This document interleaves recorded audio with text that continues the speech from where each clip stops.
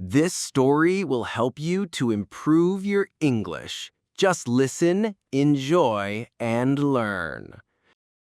The Wise King. One day, the king took out a box filled with gold and jewels and said to his ministers, "I am giving this box as a reward to a citizen of the kingdom." Then he disguised himself as a poor traveler and went to a small village looking for food. But most of the people refused him and shut their doors.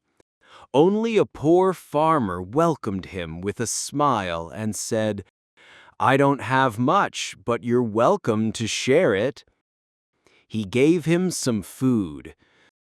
The traveler sat beside his house, ate, thanked him, and left.